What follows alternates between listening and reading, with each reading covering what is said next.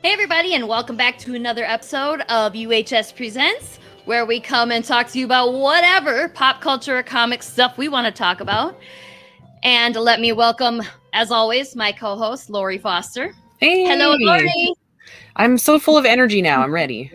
That song, like, it's either going to pump you up or it's going to give you a coronary. Right? It's a good solid song. Like, there's no middle ground with that song. So we already got people. We got J-Head and Astian already on Twitch holding onto their butts. So we're good to go there. And before we bring on our guests, I do want to talk quickly about our Kickstarter happening right now, Hot Brass Pharaoh's Gold Kickstarter. Where are we at right now, Lori? We are just like $300 shy of the goal. It's in case you guys haven't seen it yet, it's a 48 page kind of mini graphic novel. Cowboys versus mummies. It's all ages, but it's not a kiddie book either. Like, we assume that kids are intelligent. And I have a copy of it here actually, because we printed a sample. And we're offering it in this format and hardcover, and we got shirts and we got cards, and we got the Founders Edition right up there. Yeah, we still have a couple of those left actually. That was the early bird edition. Fantastic. So snap those up while you have the chance. And here's the Mummy Cat shirt. So yeah, we're gonna get that. And I'm sorry, there's a gnat. There's a gnat in front of me, and he's driving me crazy, and I need to kill him. He needs to die. Not usually a killer of anything, but I will make an exception in this choice. You need Mummy Cat to kill it. I do. Clearly the regular cats aren't going to do it. Yeah. Anyway, so if we how many days are left on Hot Brass? Oh, we have 9 days left, and I also just announced a stretch goal that we're adding. It's a Mummy Cat sticker that Sarah made. I'm pointing the wrong direction. I made, yes. Here's Mummy Cat. I was all excited. I had to make sure we had a tile of Mummy Cat because this is the first time I've drawn something that I drew it and I finished it and I was like, hey, that doesn't look half bad. So I was pretty excited about that. I'm so excited. Lori was like, oh my God, we need to make that a sticker. And I was like, okay. Worked out for everybody. Stickers for everyone. You get a sticker and you get a sticker. Everybody gets a sticker. We got to bust out that Oprah. Okay, exactly. So we got more people talking already.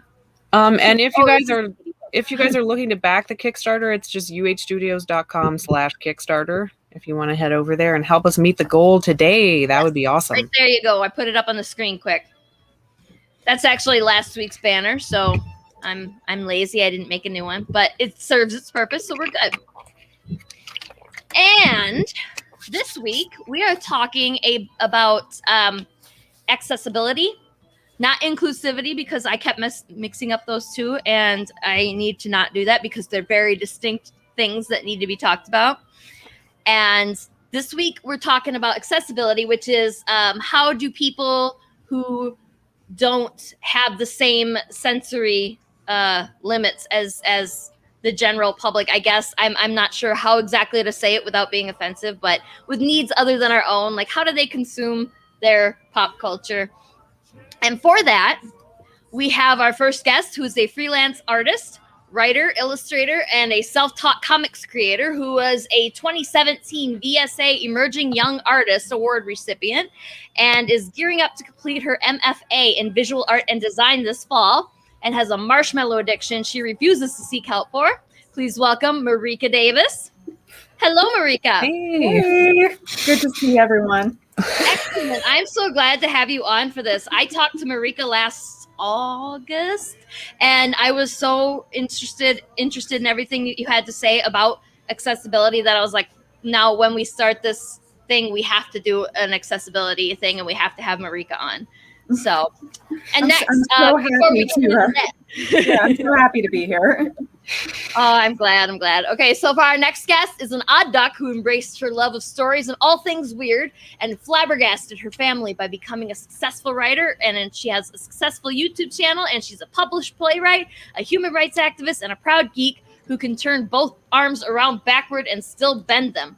Let's welcome BC Brown. Hey. Hello. Hi. I am digging those gloves, by the way. Those are some sweet gloves. Thank you. After this You're is probably- done, I want to ask you where you got those because I like Right? them. Etsy. Nice. They are nice. They're very nice. I think you might be the first guest who's worn gloves, possibly.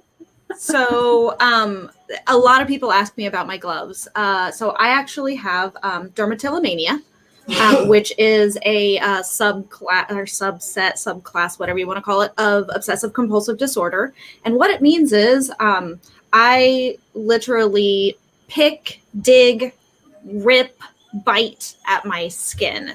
My focus area is my hands, although it doesn't preclude me from digging or picking or anywhere else, but it's my primary focus area is my hands. So I decided rather than keeping my hands in my pockets all the time, since I do kind of require them for some speech, sign language requires hands, I was going to actually start wearing my gloves and start wearing them out in public, letting people see me with them in public, which I've worn them in private for a long time. And I decided, well, if I'm going to do it, I might as well go full on Madonna with it and be playful. Yeah, I love it. Hey, it's That's awesome. fashion and it's function. I like it. I can get behind that. And multitaskers as well, because in the wintertime, you got to wear gloves anyway. Exactly. Multitaskers. So, okay, let's first, do you want to tell us a little bit about yourselves? I guess we can start with BC because B comes before D in the alphabet. I'm Sure. good with that. That's how I get picked first for most things anyway. And they're like, alphabetically, oh crap, we got to go with BC first. She sucks. That's how I got picked for sports all the time. It's like, oh man. I hear you. I was always last because my last name is White, so W. Yeah. Anyway, carry Understandable. on.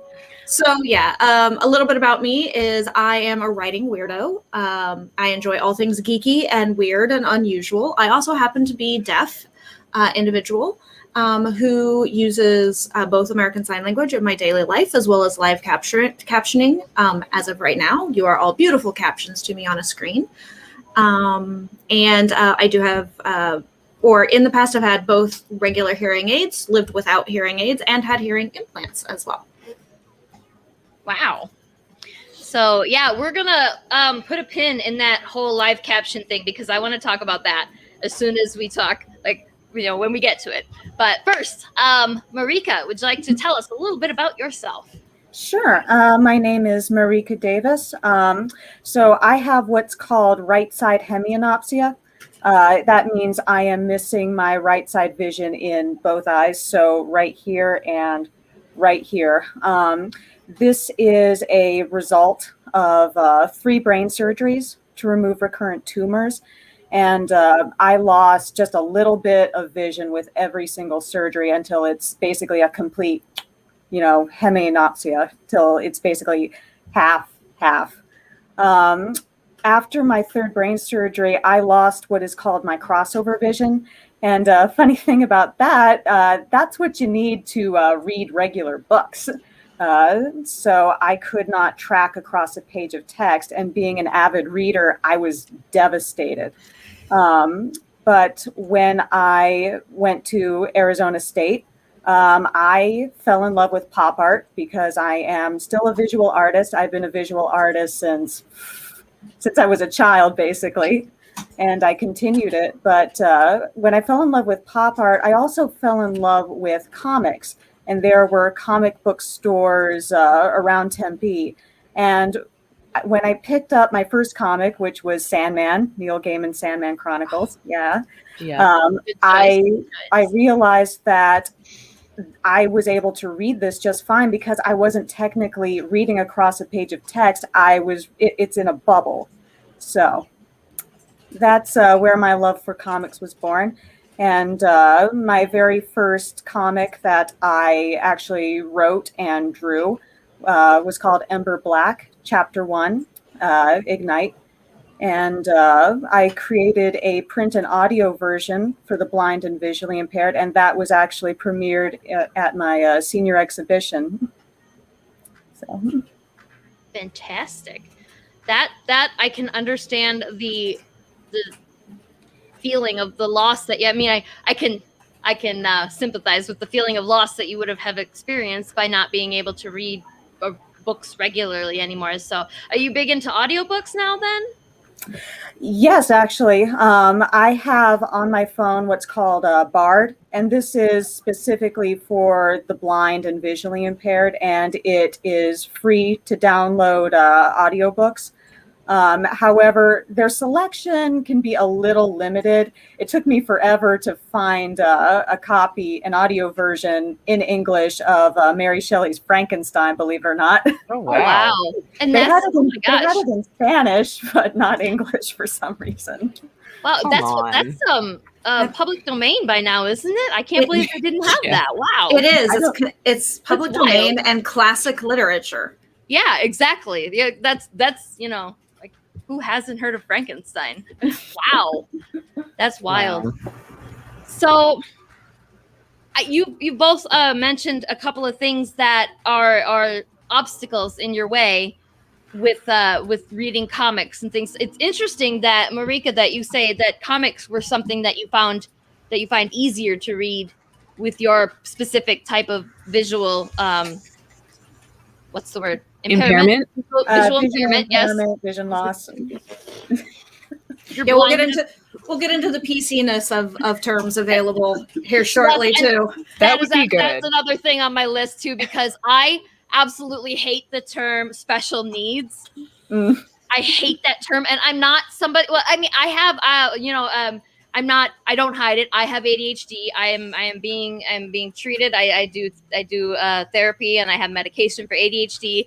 So sometimes I need an accommodation for. I'm to getting my bachelor's degree, and sometimes I need an accommodation that most of the students don't need. So when they say special needs, I'm like, it's not special. It's just different. Okay, it's not special. It's just They're different. different needs.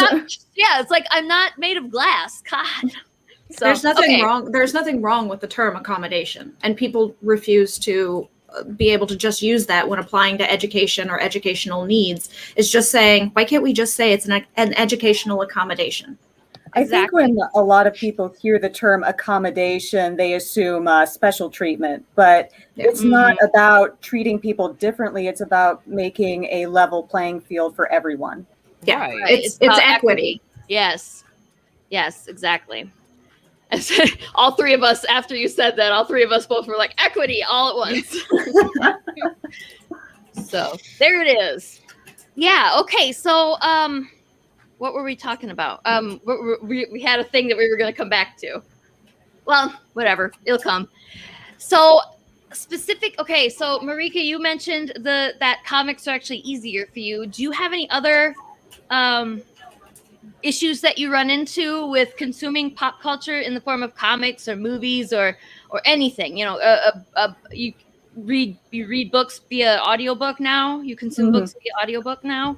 I think the biggest thing that I run into a lot of the times are subtitles in movies. It doesn't necessarily have to be a foreign film, although foreign films can be a nightmare for me. But I find it amazing that in this day and age, we still haven't quite figured out how to make subtitles more accessible for people who are visually impaired or totally blind. I think it's all movie theaters at this point, but I know definitely at Harkins, you can actually get a headset for people who are visually impaired or blind, and it describes the scene, but it doesn't necessarily translate. So if something is in a foreign language, you're pretty much shit out of luck.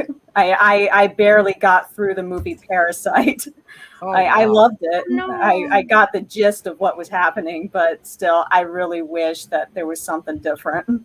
Yeah, and to piggyback off of that, if you don't mind, Yeah. a little bit, getting captioning, closed captions, and things like that for both live and previously filmed is still not. It was originally designed, of course, for the deaf and hard of hearing. I love that it gets used for and translated over also for other like sensory deficiencies and things like that. It's still I'm a not huge even, fan. yeah, the accuracy alone of captions is so far from being correct. I still have some of my normative hearing range. So if I'm watching something with closed captioning, I can still sometimes hear that the closed captioning is not what they're saying on the screen. Yeah. And then we throw in the fact that there might be foreign languages thrown in there, and they always just come across as speaking Chinese, or Yeah. which isn't even accurate since there are multiple dialects of Chinese. Mhm. But things like Chinese isn't that. the language. Yeah, Chinese isn't the language. Cantonese. Yeah, it's not. Exactly. But yeah, it still comes across as you can't even for those of us who definitely rely on the captions to know exactly what sound is there. It's not even accurate to that, and it's something that a lot of deaf and hard of hearing allies and individuals we're still petitioning for, is the accuracy of that, so it can apply again equitably across the field, across sensory deficiency fields. Yeah, So, to piggyback off of what you are saying, I totally get that. Because even screen reading software, there is something called Seeing AI, which you can download on your phone. And it's pretty good, but one of the features is you take a picture of a room and it's supposed to tell you what is in the room. And it's fun, but it's not accurate at all. I once took a picture of my dog, Cookie. She's a little black and white Cocker Spaniel. And when I took a picture of her, it said, probably a little black dog, which is, okay, it's pretty cool for a robot or a computer. But the thing is, it's not picking up on the details. It's not picking up on the fact that she's got little black and white spots or the little red bows in her ears. I mean, and it's just amazing that for as far as technology has come, we're still not there. It's 2020. Yes. Yeah. And I think it lags behind just because, most people can see and hear well enough to get by in the world. So they're like, just like me, where I was like, I have, I'm all for making this all happen, which is why we're doing this today. But I just didn't know. Like, I honest to goodness did not even think about that stuff until I met Marieke. And then we were going to just talk about like just making comics in general. We weren't even going to touch on the accessibility thing, but that's such a big part of what you do that it had to come up. So we ended up talking a lot about that hour that we spent on stream. And I just never, I was blown away at how little I ever thought about that stuff. And that's coming from somebody who sometimes needs accommodation. So I can't, I'm more than a little embarrassed that I never thought about that stuff before. Yeah. And I totally feel you on the captions. That's my biggest pet peeve for captions, is that when they like condense the sentence, and then you totally lose the joke, or you don't understand the context of the sentence because whoever was doing the captioning just decided to be lazy and condense it into a shorter sentence or whatever. And I like the captions because my brain doesn't like to process as fast as people talk. So captions are really nice for that. But then, of course I can hear it clearly. So when my brain does process the speech, I'm like, that's not what the caption said. So yeah, huge pet peeve. Yeah. Yeah, that's interesting too. I've done medical transcription for a while, and they're replacing transcriptionists oftentimes with speech recognition software, and it's terrible. Like, it's absolutely terrible. It's inaccurate, and this shit is going into medical charts, like, and it's not going in right. Like, that's a little scary.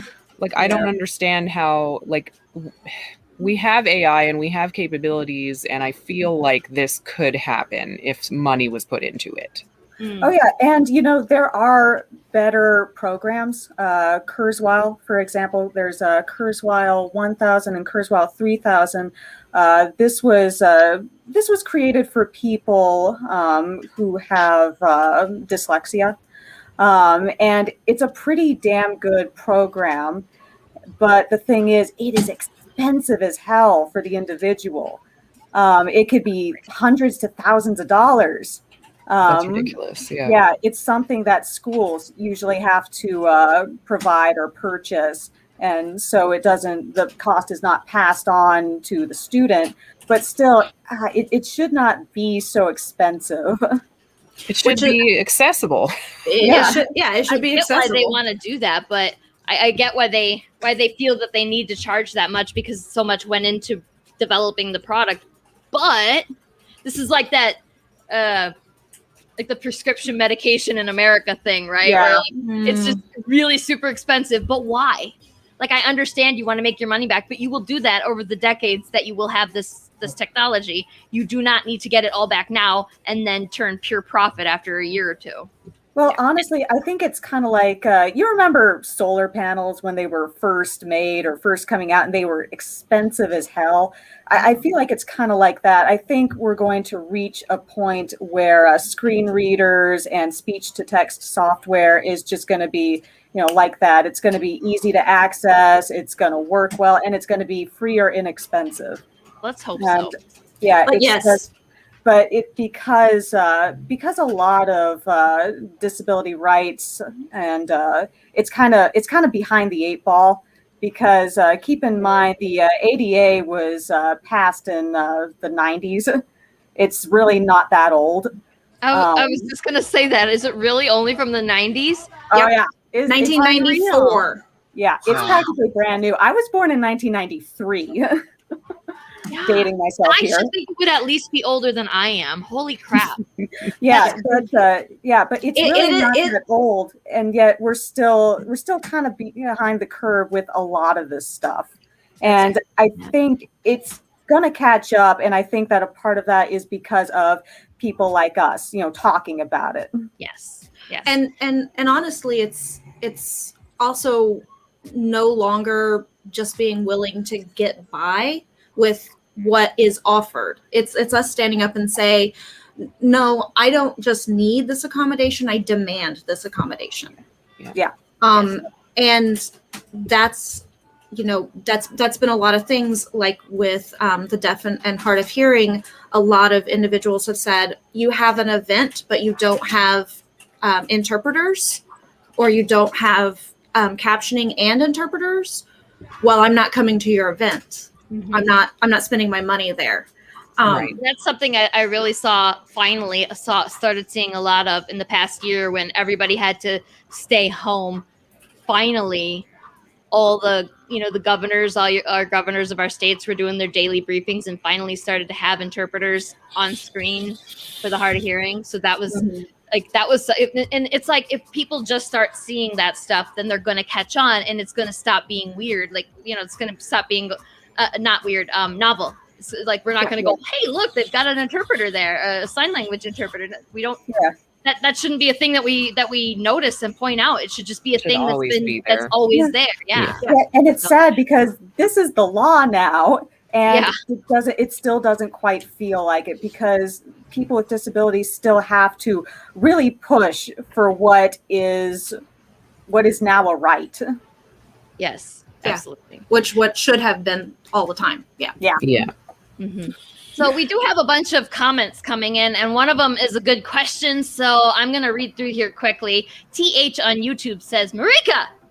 Hi, I don't know who that is, but I assume you do. Astian says, hello, Marieke, and hello, BC. I don't know what Jeff's got some stuff happening here.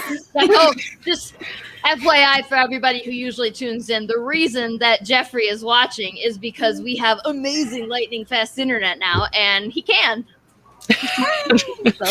You can watch and stream on the same internet. Yeah, I can stream at 720p, and the only reason that I can only stream at 720p is because that's all the farther my ancient webcam goes to. So when I get a different webcam, you look great though. It's very sharp. Yeah, for 720, it's great. I was thinking about that while I was applying makeup earlier, and I was like, oh, I'm gonna have to do a better job this time. Usually I just have to like blur it out, and then you can't see because it's 480. I feel like I should have put on a little bit more makeup, because I'm washed out right now.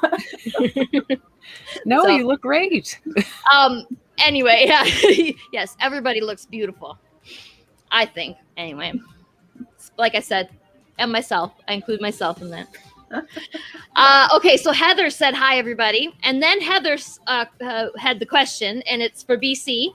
How accurate is the software that you're using right now? Is it better than the average voice to text? That's a very good question, Heather. Thank you for asking. So the software that I am using right now, I purchased, and it was expensive. So it is actually pretty good.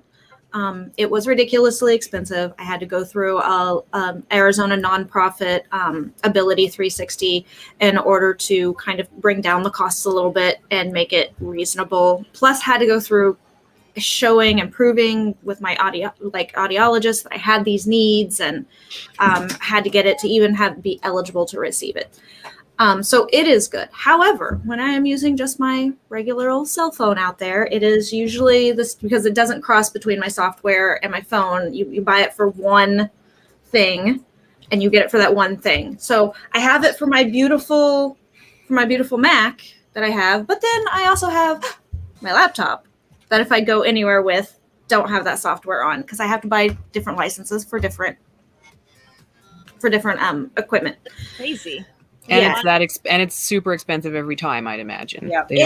That's ridiculous. I feel like this should be something that your health insurance should cover, and I Yes. don't even need It you to tell me should. that it doesn't.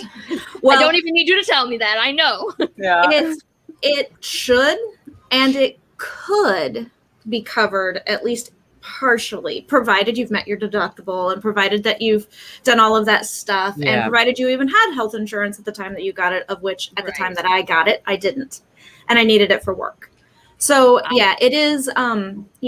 What's on my computer is pretty good, and as far as for even live casting versus or live streaming versus whether or not I'm watching a video or anything like that, there's still a little bit of difference, because of course there are accents and dialects and words that are unrecognized. And then my software does its best to kind of extrapolate and interpret that for me. So every so often a word will come out a little wonky, or it's just not a recognized piece of slang.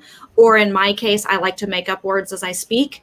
So I feel it's my jurisdiction as a writer to be able to alter the language as I see fit, as it comes out of my mouth or out of my fingertips.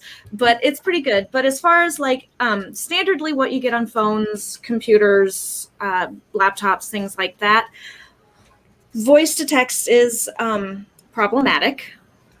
And especially if there's ambient anything going on. I went to get my second vaccine shot, and decided, rather than just pointing to things and writing things out for people in a crowded area, which takes forever, I would use the voice to text on my phone so that they could speak and I could just read it. Just getting people to understand that they could speak normally and not take my phone away from me in order to speak into the microphone so that it would record it was so problematic.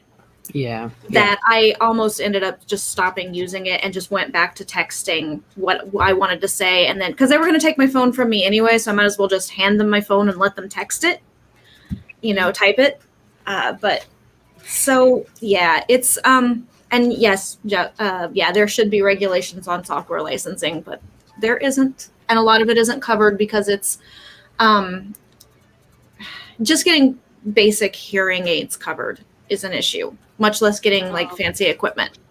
My great uncle had the hearing aid thing, and so I do have some insight and some knowledge about the inner turmoil of doing that. Oh yeah, what a nightmare. This is and then blowing there's scammers too, because they sold him a hearing aid for an ear that's completely dead, like he had no hearing in it, and they sold him it was like $3,000 or something, and that's considered a bargain.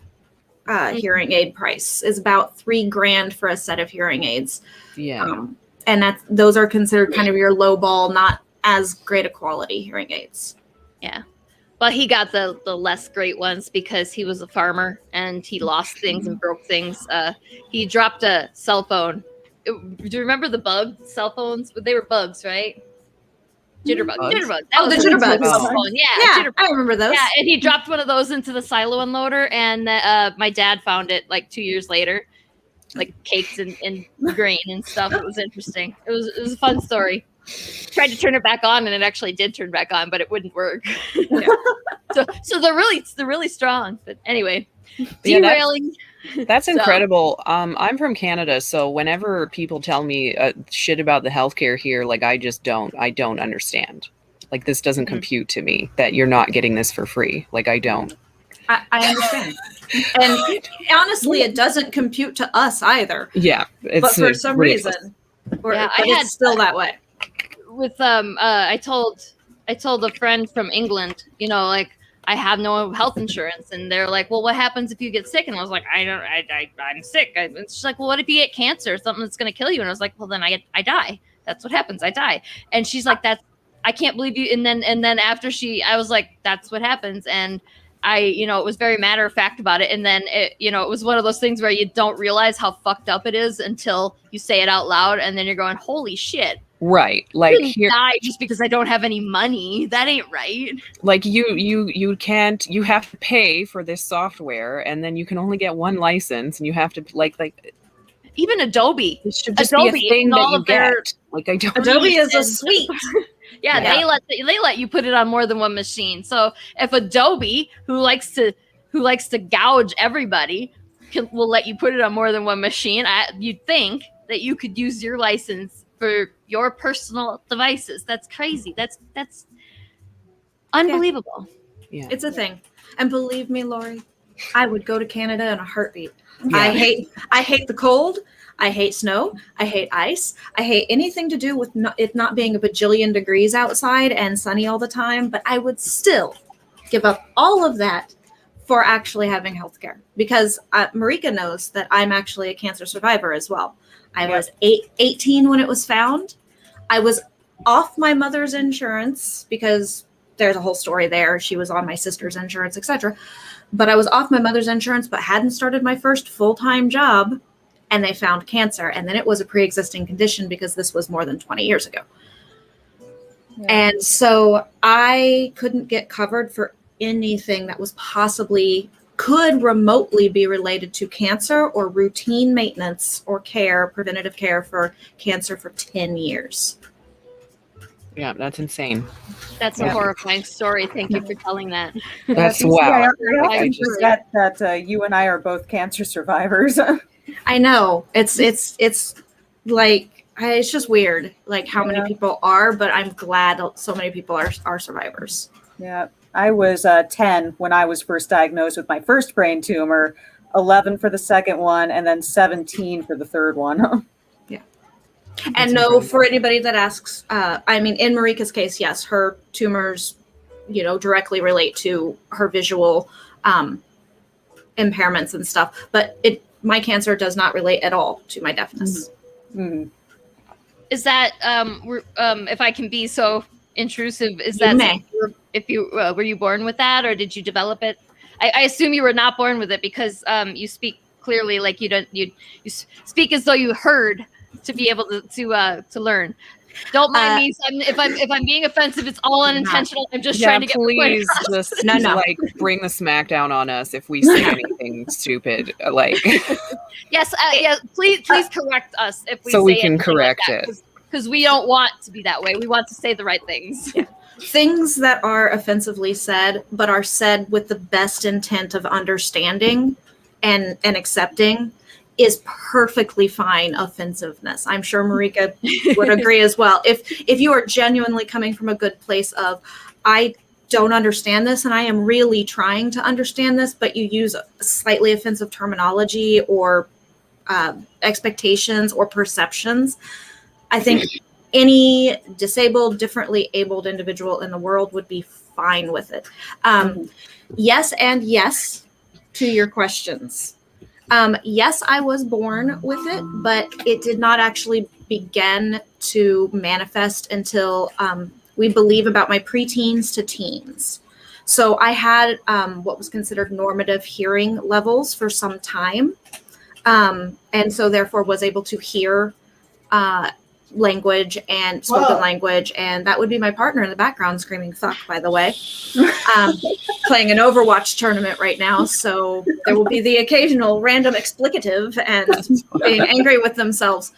But yeah, so I didn't actually learn that I had a genetic condition that was deteriorating my hearing until I was almost mid-20s, actually.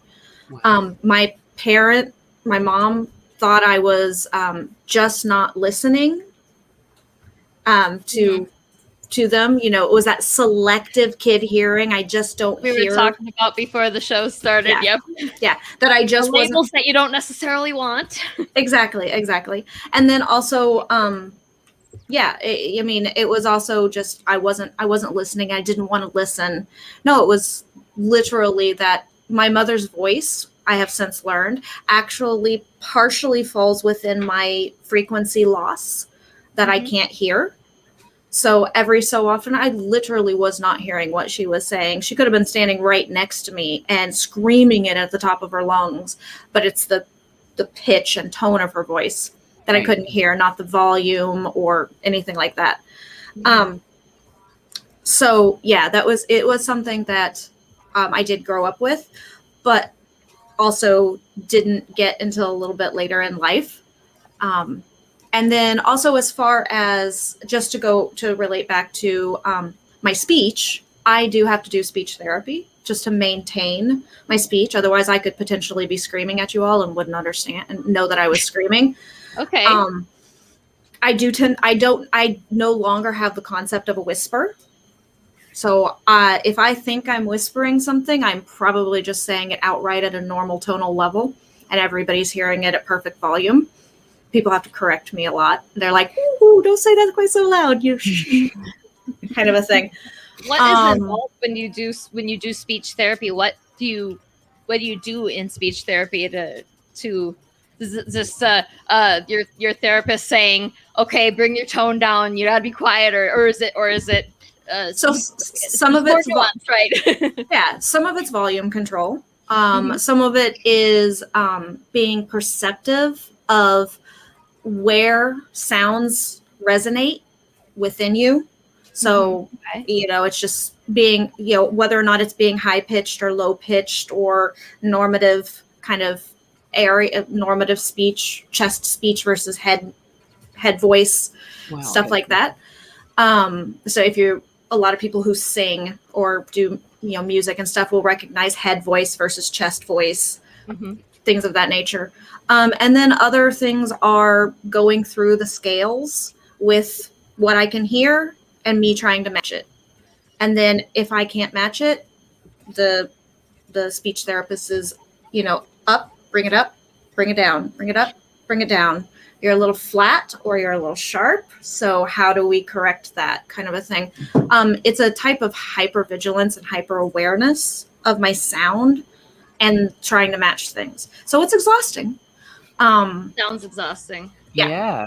But it's also done me a world of good. I grew up even very valuable despite the exhaustion. Yeah, it's very valuable. It's not something that is for every hard of hearing or deaf individual. I have a lot of deaf and hard of hearing friends that their speech is their speech, and it's what they sound like in order to be oral, in order to actually make sounds with their mouth and try to communicate that way. I love to speak, so that's why I do speech therapy. I love to speak. I love to sing. I'm not very good at the singing part, but I love to do it anyway. That's what people tell me. I remember you doing karaoke. You were good. I think everybody is better than they think they are. I can carry a tune, but there's a professional singer in my family. My niece is a professional singer. So the bar is high for being able to sing in my family. Everybody else is like, "Oh, well, you sound cute, but let's go listen to your niece now." Oh no. But yeah. So it's not it's not something that everybody, a lot of people become, as their hearing fades, become less and less oral. And I am actually less oral than I used to be. believe it or not, as chatty Cathy as I am. But yeah, it's because it's more comfortable. Still, it makes sense. I that's another thing that I didn't even consider, is that as somebody who, so you didn't notice that you were losing your hearing until you were a teenager-ish? I didn't notice that I was losing my hearing at all. I knew things were right. I guess you wouldn't. Yeah, you wouldn't, yeah. would you? It was that's the thing. I didn't think about that. That's amazing.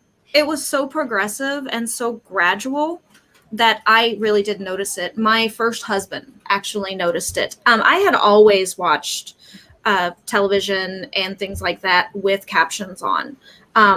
I realize now it was probably because of my hearing loss. Mm-hmm. I also realize now it was a lot probably because of my ADHD and needing something to keep me focused on what I was watching, kind of a thing. So I adapted without intending to adapt, and just kind of did. Yeah, and that makes total sense until I asked the question and you answered, and I'm sitting here going, duh. It's okay. Of course, that's how it works. I'm sure Marieke can agree. A lot of accessibility it's duh, but it's not duh until it's brought to your attention. Oh yeah. Right. And that's exactly why I want to know more, and that's exactly why I want to give whatever platform I can to people who know what the hell they're talking about, because I sure as hell don't know what I'm talking about with this. So yeah. And it was my first husband that was brought up that they were talking to me from the other room, and had been for some time. I was reading a book or something, and they came in and they're like, "Are you gonna answer me?" It was what I wanted for dinner or something like that, and I was like, "I'm sorry, repeat. What did you say?" And he was like, I have been talking to you for 20 minutes in the kitchen trying to figure out what to make for dinner and reading off what we had for ingredients and, stuff like that. And could we make anything out of it, or did we need to get pizza? Kind of a thing. Argue that he was like, why did it take him 20 minutes to figure out that you weren't answering him? That seems like a long time. At the time, he was trying to be respectful of the fact that I was reading. Okay. And thought maybe I was just in a really good set, because I will delay. I'll delay and be like, okay, sorry, I just had to finish that chapter before, before you broke my attention, kind of a thing. But yeah, and he was like, I think it's time we get your hearing tested, because you've been relying a lot more on your captions and asking me to repeat what people say a lot, and you become a little less engaged with people when we're out and about. And so I was like, oh, I should probably get my hearing checked then. I thought it was just going to be like, hey, it's normal. Everybody loses hearing as they get a little older, kind of a thing. And then my audiologist is like, no, girl, you deaf. Wow. So how shocked were you when you were given that diagnosis? Very. Yeah. Very, very, because in my family, visual impairments are a very big thing. We have everything that is along the scope, from cataracts to glaucoma to my mother is legally blind in both eyes. All my sisters require glasses. I require glasses, as a matter of fact, for astigmatism. All sorts of things. So I thought if I was going to lose a sense before I lost anything, it would either be losing my sense of smell, which is a thing my sister has, or losing my vision, which is what everybody else in my family has. Wow. And then they were like, nope, but you're hearing. And my mom was like, but that doesn't run in our family. So my mom rightfully thought, what did I do wrong during the pregnancy? Or was it caused by stimuli as a teenager? She really liked heavy metal and stuff like that. And was it something like that? And if I giggle, I'm sorry, I have a cat licking my feet for some reason. So yeah, it was all my mom. Like, what did I do wrong? Did I fall during my pregnancy? Was it caused by trauma? What was it caused by? And my doctor was just like, no, it's genetic, what she has, because I have a disorder that attacks the cochlea itself, which most people know that word only because of cochlear implants. And it's a little snail-shaped organ that's behind this hardest bone part. Actually, the hardest bone in your entire body is this one right behind your ear in your skull. Little FYI. And it's a little snail filled with little tiny hairs. that is behind there. And that is what your ear captures sound like a net. It spits it out into your cochlea, who then decides if it's high or low or flat or sharp or what note it is. And then that shoots it to your brain for your brain to unscramble it and be the computer kind of a thing. So yeah, mine attacks the cochlea, which also means I need special hearing aids. Interesting. And a pain in the butt, I'm sure. Much. And I hope that your mom didn't take too long to come to terms with this, because that would probably be something I would blame myself for too, when learning something drastic like that. I think every parent does a little bit, blames themselves for anything their child gets sick with, is born with, etc. But no, my mother was actually very good about it. She's like, okay, now that I know that it's just genetic, she said, that is my fault, but it's not exactly my fault. Just like she's a redhead. I didn't get to decide. She's a redhead, Sure. So we should spend at least a little time talking about what we can do, because I'm absolutely fascinated No, not at all. by the the interesting little aspects of your particular lives, and like the things that you do to, like, your history, and then how, what are you doing to accommodate and stuff like that. But that's, your lives in general. What is it that we should talk a little bit about what it is that us, like Lori and to a lesser extent me, but our viewers, a lot of our viewers are comic creators, and we want to, I want to make comics that include as many people as possible without actually having to without requiring anything of you. Like I want anybody, regardless of what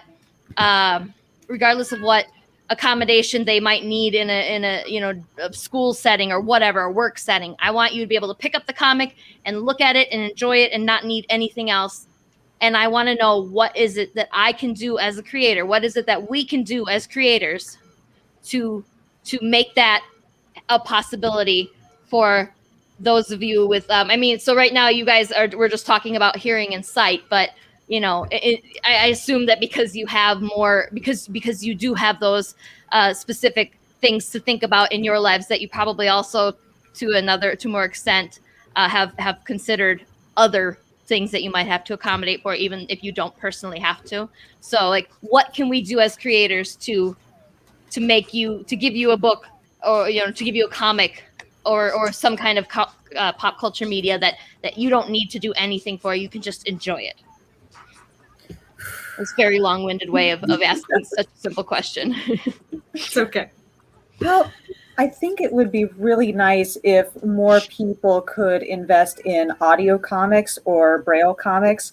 The challenge with this is that creating an audio comic, it can be very expensive. I created Ember Black in chapters 1 and 2 in print and audio.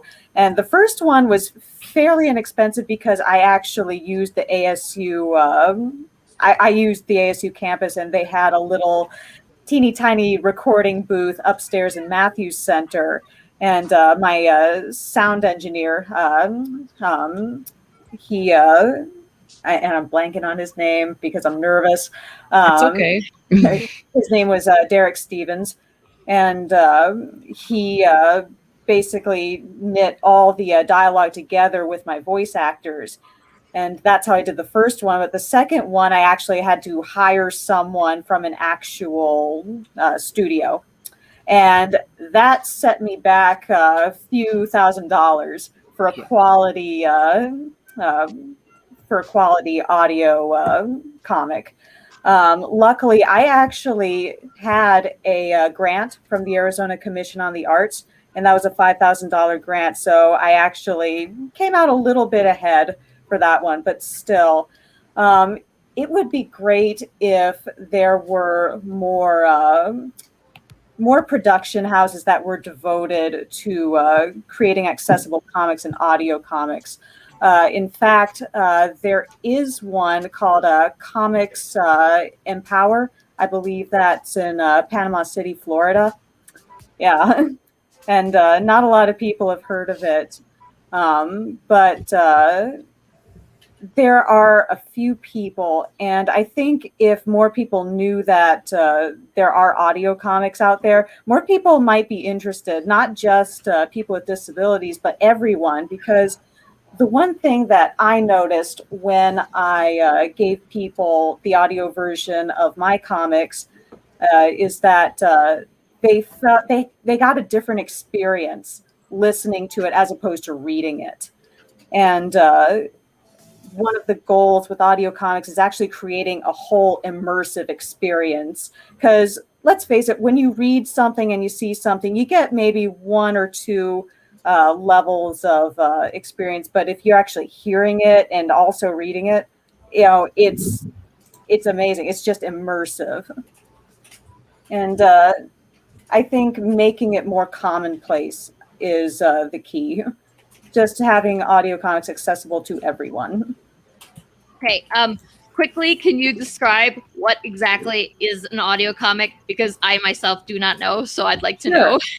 Sure. An audio comic, it's not just reading what's in the captions or the dialogue. It's actually having a narrator describe the actual panels that someone may not see. In my case, I actually had my mom as my narrator. So she narrated chapters 1 and 2 of Ember Black. And also adding sound effects and music to create that whole experience. So it's not the same as, say, reading a play, and it's not quite the same as, say, a radio drama, because a radio drama, they're not necessarily describing what anyone is seeing. So it's kind of like a little bit of both. So I was thinking that, oh my gosh, you'd have to write a whole separate descriptive comic about, it would be like doubling your work, but it really wouldn't be if you got a good writer with a good script, would it? Because a good writer describes the hell out of their scenes.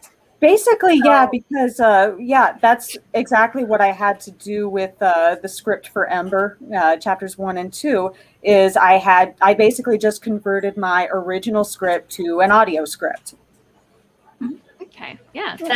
So if we get the writers, we're looking at you, John. Actually, John does really good scripts, doesn't he? He like over describes things. He's very descriptive. Actually, yeah, John doesn't need to change. He's just keep doing what you're doing. You're just the only strict writer of comics that I know, so I had to pick on you. If he's even watching, which he's probably not, is he? He might be later though. He might. Anywho's, so if you get the writers to be extremely descriptive in their scripts, you don't actually have all that much extra work to do. That's the thing. You kind of have to have a balance. You don't want to overload people with and that's true of any kind of. That's true of any with. It's a books, regular books. Yeah. It's just a balance. Exactly. It has to be a balance of just enough description to paint an image in the reader's mind, or in case what you're hearing.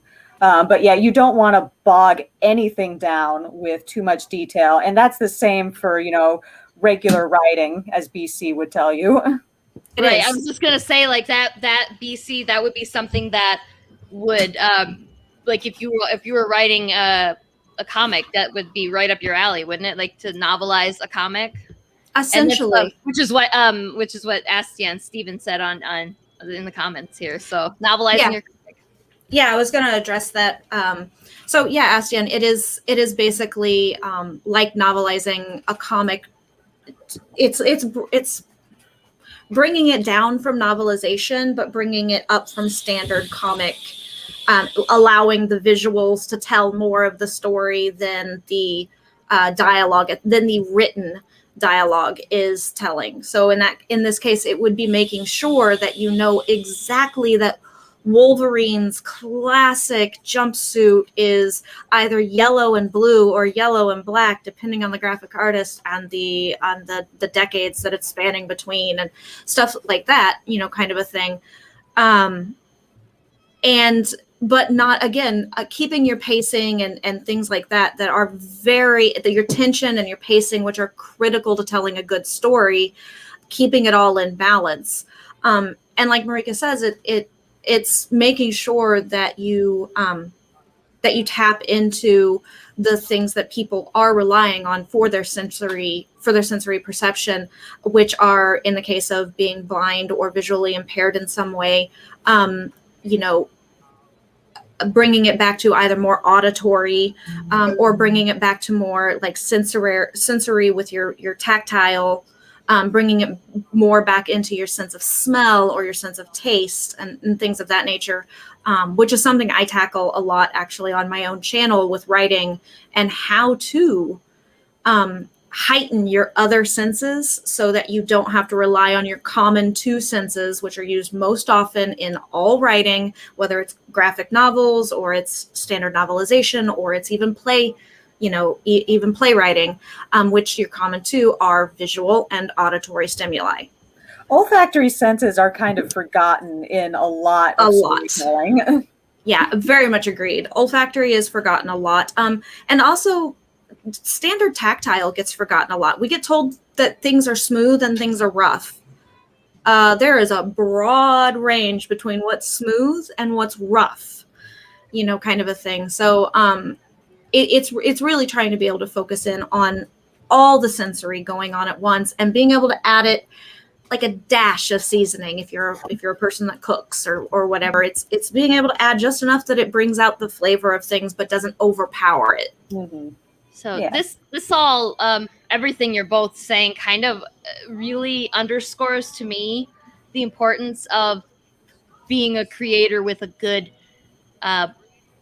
team, with an excellent team that has a broad skill set as a whole, because you are going to want somebody who can help you with the creative prose part, to do the narrating. And you want you obviously the people who, your core of the artist and the writer and the inker and the colorist, and the ones that make the comic proper. But then if you want to make accessible comics and audio comics, you need that writer to be good at novelizing their comic, so to speak, and you need people who can help you make sort of, you were saying it's not exactly like a radio show, but kind of almost like a radio show. Like that's what I'm kind of likening it to, because I need to go buy me an audio comic because I need to know what the hell this is about. I am so I need to know. And I would love to be able to say that Unlikely Hero Studios makes accessible comics. And, it's, again, not something we thought about in the past. Graphic audio actually has quite a variety of audio comics if anyone is interested. I am interested. I am very interested. Yeah. I mean, I want to know, simply because I want to make a comic that's accessible. Like I want to be able to make, if we had the budget for it, I would be like, okay, that's it. Every comic we're making from now on is going to be as fully accessible as we can make it. Mm-hmm. And then we're going to go back and then retrofit the other ones, Yeah. Well, and the nice thing is that I don't know, and I'm going to point out, because this is going to sound a little greedy, but also we are motivated by profit, a little bit. So it's also for those that do make comics and graphic novels. If you're wanting to capture an untapped market, go after deaf and hard of hearing readers, because there's so much that is dependent on the visualization in the scenes themselves. But also, a lot of people don't understand. People think that deaf and hard of hearing individuals just read exceptionally well, while we don't actually. Typically, deaf and hard of hearing individuals are overlooked because early on they can't be taught phonetically how to read. And, that's where you sound out what you're saying. So shorter sentenced things like comics and graphic novels, which tend to be punchier dialogue or punchier narration, is much easier for readers to start with, deaf and hard of hearing readers to start with, and just continue with their whole lives. And just, I loved to read as a kid, but I really loved comic books. I was a huge comic book nerd from the time my sister put an Archie comics in my hand at like the age of probably like 4. And I started going through the pictures with her, and then, learning how to read better as well. But I've never lost that, because it's easier, despite the fact that I read and read well, it's still easier for me to kind of go with. So also, it's just good fiscal financial sense to also make comics as accessible as possible. You get to tap audiences that don't normally get tapped. Yeah, Marvel is kind of just getting into this. I believe, I think possibly their first audio comic was a Daredevil comic. Yes. And that was in 2011, I believe. It should not have taken that long. But yeah, and Marvel, and I think also DC, but especially Marvel, they are just starting to tap into audio comics for the blind, and just audio comics in general. But I think one of the problems is that they don't advertise it well enough at all, and I think that's a huge portion of why they're not attracting enough people, either visually impaired, disabled, hard of hearing, or otherwise. It's because they don't advertise it, and they need to. And maybe they feel that we don't need to advertise this. There probably isn't that much of a market, and they're dead wrong. Exactly. There's a huge market. Yeah, that's one thing that I didn't need anybody to tell me to know, that there's a lot of people out there that aren't, that don't have, like, just even if you're talking about the range of what's considered normal in the medical field of hearing and sight, there's a huge range just there. So Right. obviously there's a lot of people who would absolutely kill for this kind of stuff, and I just, that's something, like, it blows my mind that 2011 is when Marvel jumped on and they don't advertise it at all. I've never seen anything about it ever.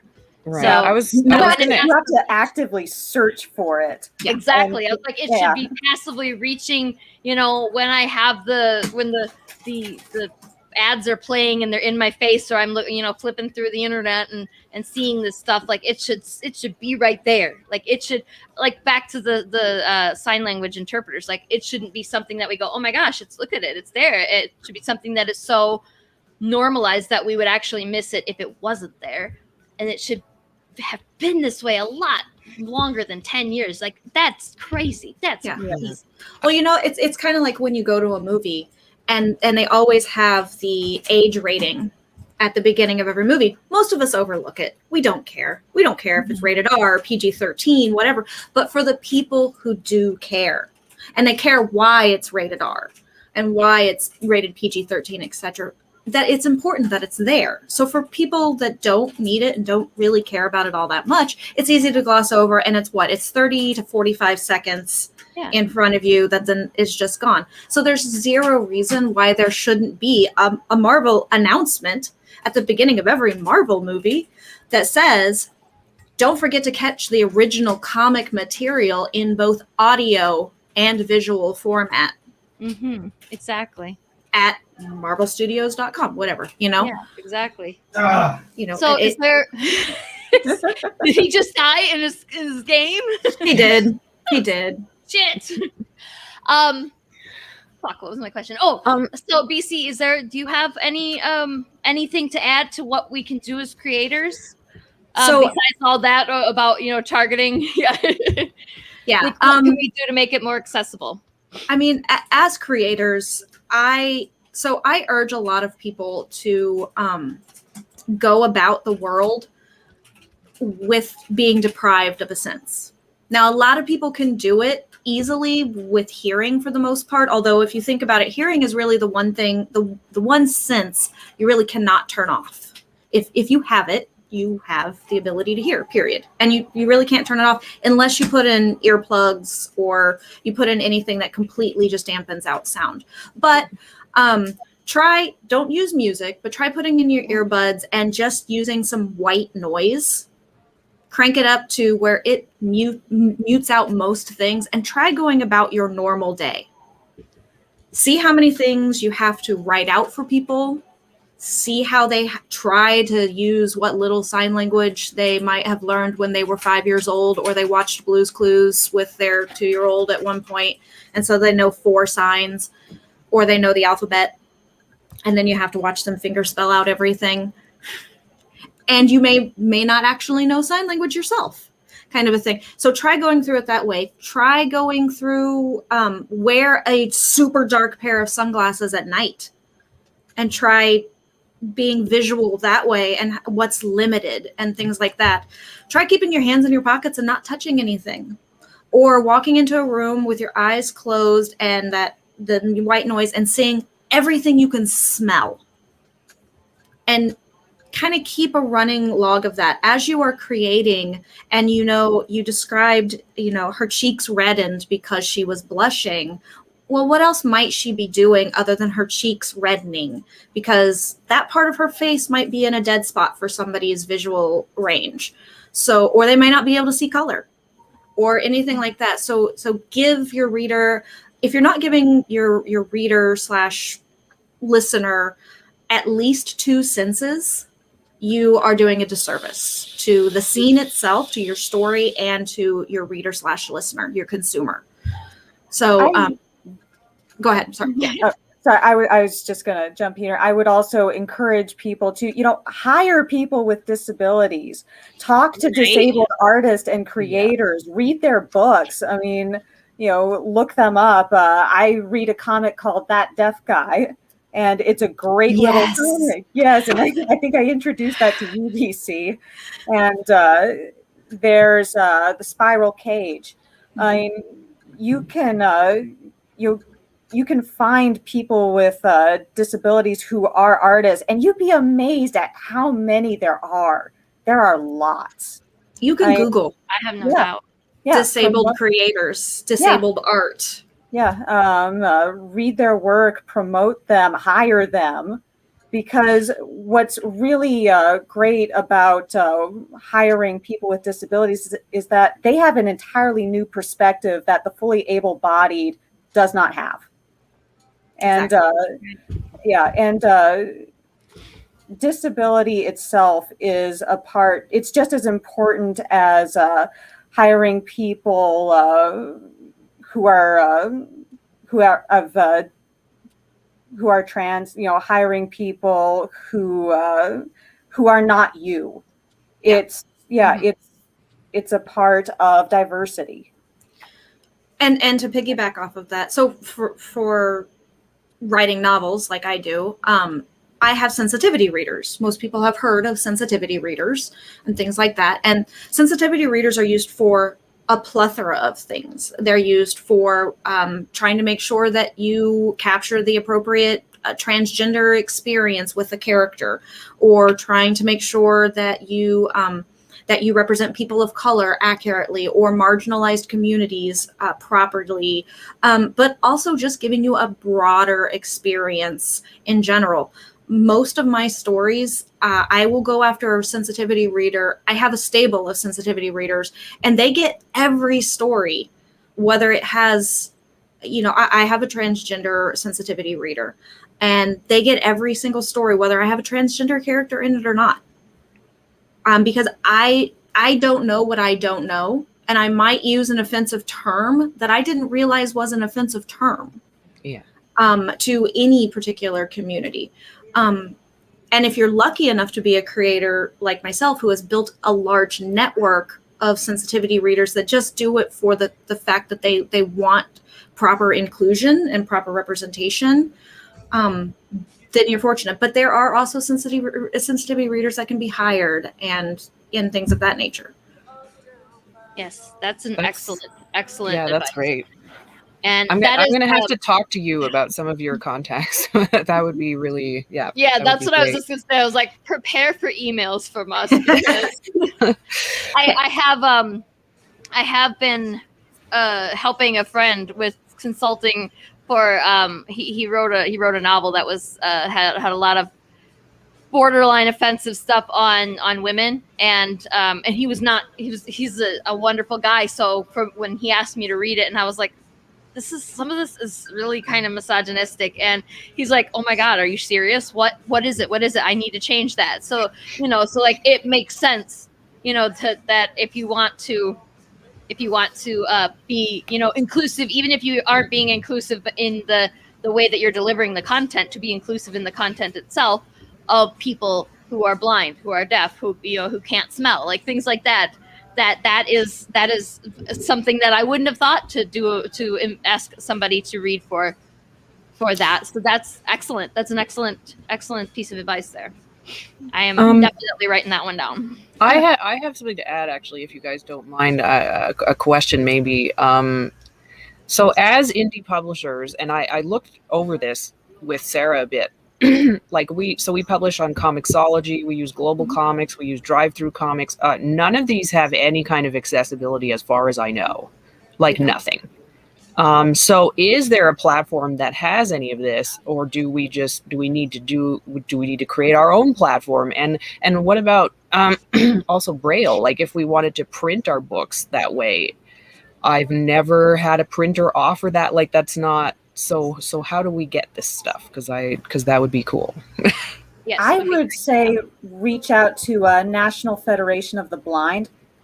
They might be able to help you create Braille books. There is also American Foundation for the Blind, trying to get their little titles correct here.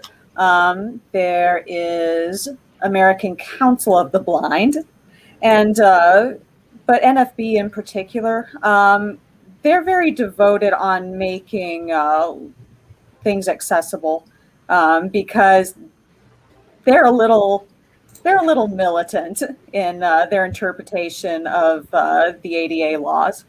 But pretty much any one of these three organizations, I would encourage people to reach out. And I would also encourage, if you have an audio script or if you have an audio comic and you want to test it out on someone, these are the people to test these things out on. Fantastic. Yeah, yes. Exactly. There's the National Association for the Deaf, also known as NAD. Arizona has a commission for the deaf and hard of hearing, and they have a Twitter and they have a Facebook. I've reached out and just been like, hey, I need CODA. I need a child of deaf adults to comb through a story for me that I'm writing, because I don't know what it's like to be a child of deaf adults, kind of a thing. And I need to make sure I'm getting this accurately represented. And most of the time they can find a volunteer that's willing to do things, but also employ people with different abilities, pay people for their time, their experience, their skills, things of that nature. Definitely. Yeah. That's all stuff that is absolutely going into any future considerations for stuff that I make. And I see Lori shaking her head yes too. Like that's gonna be things that we think about from now on. So we don't have a ton of time left, and I do want to, before we go, I want to touch on, remember back when I said if I'm being offensive, let me know. Those terms that we were talking about, those terms that are offensive, what are your very favorite ones to hate, and what should we say instead of that? Like I said, how I hate special needs. Like, what are the ones that you hate the most, and what should we be saying instead of those things? I could go on this one for a while. Marieke, would you like to go first? Yeah, we got about 10 or 15 minutes, so we got a little bit of time to rant. I think one of the terms that is very confusing for a lot of people, especially people who are fully sighted, is the term blind. Blindness, just like disability itself, is a very broad spectrum. I can say that I'm blind, even though I can still see you guys, within reason. But a lot of people use the term blind if they don't want to go into detail about their vision. Um, and it's whenever you see blind people in popular culture and you say that someone is blind, everybody thinks that they are totally blind. They see absolutely nothing. Right. And that is not correct. It is a very broad spectrum, even though blindness is actually very rare. Total blindness is extremely rare. So that's kind of one of my pet peeves. Another thing is it's not really a term, but I hate it when people wave their hand in front of my face. Oh my gosh, people People that? do that? Yes, Yeah. Holy shit, are you serious? I am serious. Oh my god. I have had people, do the thing because I could be on the subway station or on just walking around, and people are very confused because I look professional. I have my makeup on. I've got my hair up. And for some reason, people seem to think that if you're blind, you must have terrible fashion sense. You must not be able to put on makeup or do anything for yourself, like groom your hair or even walk. Unbelievable. I can't believe that. Like, just the thought that a person who claims to be an adult Right. would come up in front of you and wave their hand in your face. Human I beings. actually drew a comic about that. I have another comic called Life is Blurry. And which is a great comic, and everybody should love check that it out. comic. Yeah, after I met you, I jumped in on that stuff, and I love it. Yes.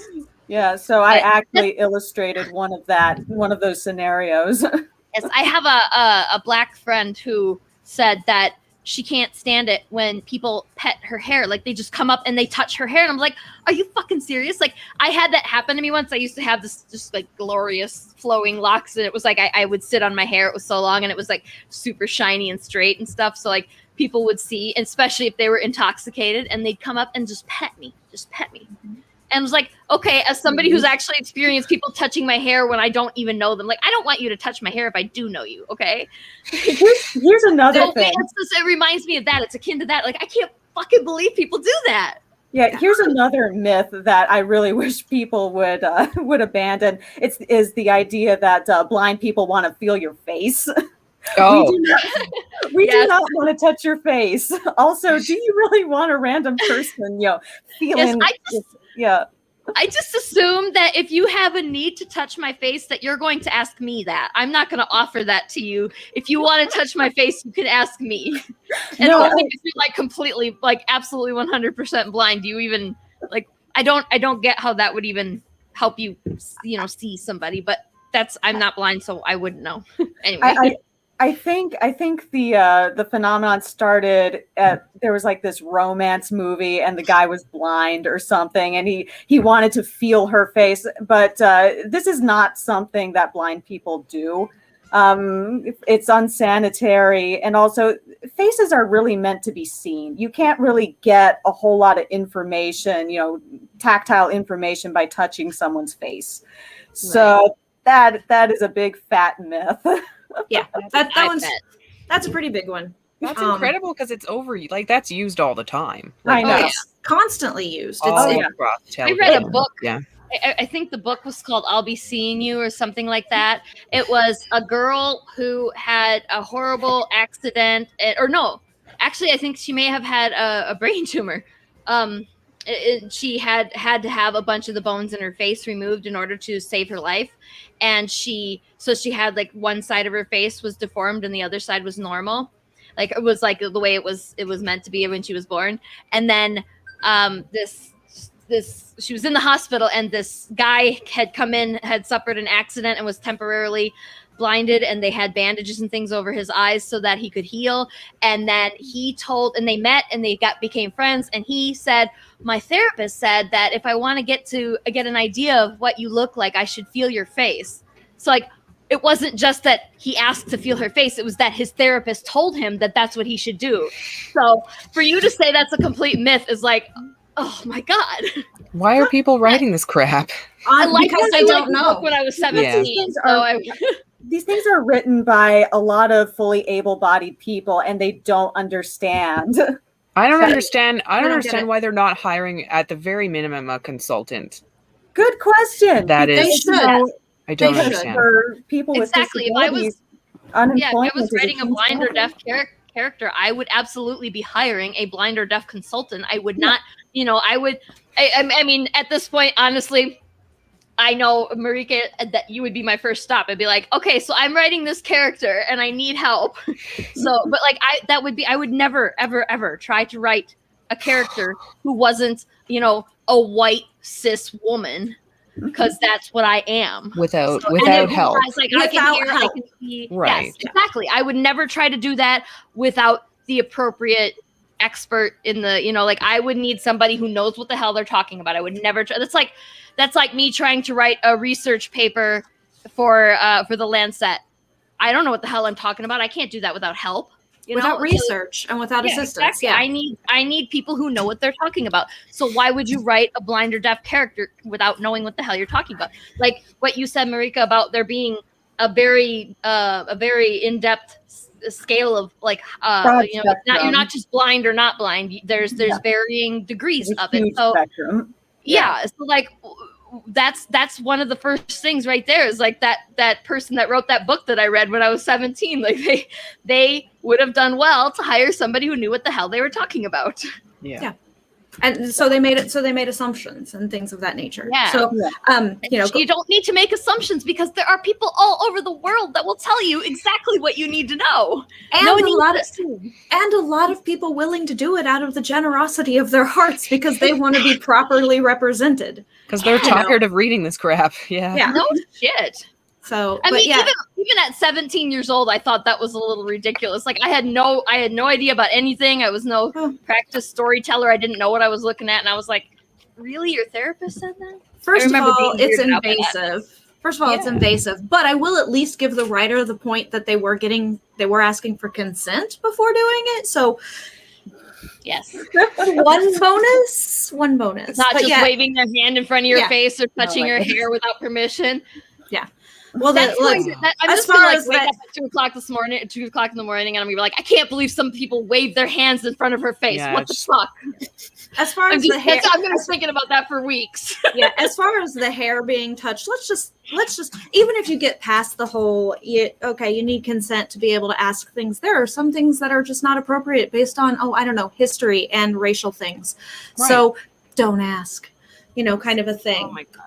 But also, why okay. do you want to pet anyone anyway? But that's beside the Yeah. point. Yes, Well, exactly. just asking at that point is putting someone in a very uncomfortable situation because then Yeah. then they're like, oh, if I say no, they're gonna think I'm rude, and like there's this whole like just don't ask, like just don't. And just, I think just that's jump keep that, your that hands to actually yourself. slides into like patriarchy too a little bit because a man would not feel probably I guess I would not feel as weirded out by saying no to a weird question like that. Like I would Right. feel you Threatened. asked me an uncomfortable question. I'm going to feel uncomfortable answering in a way that I know you don't want to hear. So Which potentially Whereas- puts you into a threatening situation and makes Right. you vulnerable, et cetera, which is a whole broader thing to talk about. yes, that's a whole nother episode. So, But as far PC. as terms, Yes. so yes, like Marieke said, if you are blind, that's a whole huge spectrum. So is being deaf. Right. And there are both deaf spelled with a capital D and deaf spelled with a lowercase d.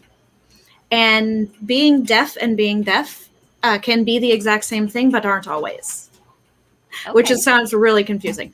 But individuals I who, assume you're going to elaborate. I am. Individuals who typically say that they are deaf, lowercase d, deaf, indicates that they actually have some type of non-normative hearing or lack of kind of a thing. It also means that they may be individuals who hear perfectly fine, but they're not oral. So for some reason, they have a speech functionality issue or choose not to be oral for whatever reason. Individuals who are deaf with a capital D can be perfectly oral and they can have every bit of normative hearing. They are simply part of the deaf community, which is what a lot of CODA or SODAs are. Those are children of deaf adults or spouses of deaf adults or siblings of deaf adults, kind of a thing. Those are all individuals who may qualify themselves as part of the deaf community and deaf culture, but actually have normative hearing and or speech patterns. Okay. So there are a lot of things. I guess my biggest pet peeve in a lot of the deaf community, whether it's lowercase or uppercase, is people saying, "Oh God, sometimes I'm so deaf, I just didn't hear what was being said." I'm sure Marieke as well is, "Oh God, I was just blind, can't see," and been like, "Okay, you're not." If you are saying that you don't hear things particularly well, then like, "Yeah, I'm a little deaf every day." People use hard of hearing very interchangeably of saying I'm hard of hearing, and they're not. They just weren't paying attention, or their focus is off because maybe they have ADHD. So they'll tell people that they're hard of hearing rather than trying to explain what they really mean. Sometimes being accurate is really important, because when I walk up to somebody and tell them that I am deaf, and they go, "Oh my God, so am I sometimes." No, it's not like, no, you're not. Yeah, I get it. Oh, Yeah. Oh wow, that's so awkward. That's terrible. Yeah. Insert heavy rapid eye blinking now, kind of a thing as far as like reactionary. So that's kind of that's one of the big things. Also, another big thing is the deaf do not, and it's a really easy and quick way to trigger a deaf or hard of hearing individual. Is it's huge in our community and incredibly offensive to be called impaired. We're not hearing impaired. We're not speech impaired. We are either deaf or hard of hearing or nonverbal or non-oral, depending on which one you want to use. So those are kind of the big hot button issues. Now, there are lots of other hot button issues about whether or not individuals should be verbal, even if they're deaf, no matter where they are on the spectrum. Should they know sign language? Should they not? Should they have hearing aids? Should they get cochlear implants? Those are all huge things within the community itself. But yeah, I guess those are the biggest things. But also, here's a major thing that I ascribe anybody to. If a person does not respond to you when you speak to them or make noises at them, don't assume they're rude. Just assume they didn't hear you. It doesn't necessarily mean to talk louder unless you really need to get their attention. But if that's the case, you can talk louder, and then if they still don't seem to be able to hear you, then definitely maybe tap them on the shoulder politely. Touch them on the elbow a bit. Lightly. Don't grab anybody. I can tell you a great story about walking down, Marieke will know, at Mill Avenue, which is the college cruising hotspot, whatever you want to call it. I was walking down it, had turned my ears off, which is what I call turning off my hearing aids or turning off my implants. I turned my ears off because I just wanted a peaceful moment before I went into this very social situation where I was going to be bombarded with sound. And there was a girl that apparently loved my hair that day and felt the need that she needed to tell me, which is great. A compliment delivered genuinely is wonderful. But when I didn't respond, she then felt the need that she had to come up and make sure I heard her tell me her compliment. But she didn't tap me on the shoulder, and she wasn't polite about it. She grabbed my arm and spun me around and got angry. And what limited out of lip reading I could make out that she said was calling me a bitch and asking me what was my deal. But my response was not focusing what she was saying very rapidly to me. It was to ball up my fist and punch her because somebody grabbed me. Mm-hmm. And so I hit her. Yeah. And I would too. Yeah. And she assaulted you essentially. So I mean, she might not have thought that was her being rude, but that's something that immediately would turn on your fight or flight. which turned on your fight, obviously. She also didn't realize that she was assaulting me. Period. She just thought that she just grabbed my arm to get my attention, but it was still assault. So she called over the cop that was nearby because she thought I assaulted her. Mhm. So then the cop came over to find out what was going on, and I had to very quickly and loudly hold my hands up to him and tell him, one moment, I'm deaf. I need to turn on my hearing aids. And then everybody got apologetic. Marieke knows about this very well when you suddenly bring up your different ability. And they go, oh my goodness, I didn't know. I am so sorry. They're suddenly apologetic. Oh, yeah. Or they're suddenly sympathetic to the poor little blind girl or the poor little deaf girl. Or, you know. Yep. Yeah, you can tell I read life is blurry. Yeah. There isn't really a need. Oh, I'm sorry. I just started to hear you talking. You're I got was a little just blurry there for a little blur. The sound was blurry. What the hell's that word? Thank you. Similarly, when you wave at someone and someone doesn't respond to you, or think that they didn't see you, like the one thing, please do not scream at us. I hate it when people yell to try and get my attention, because I'm a little jumpy when it comes to sudden louds. Whenever people suddenly shout at me, it scares the crap out of me. So yeah, don't do that. Yes. Yeah. Okay. And also, if a person says, I'm sorry, I'm deaf or I'm hard of hearing, don't yell at them or talk louder.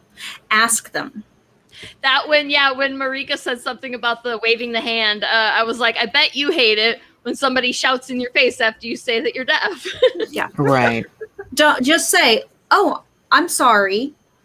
Do you need me to talk louder, talk slower, write things? You can pantomime.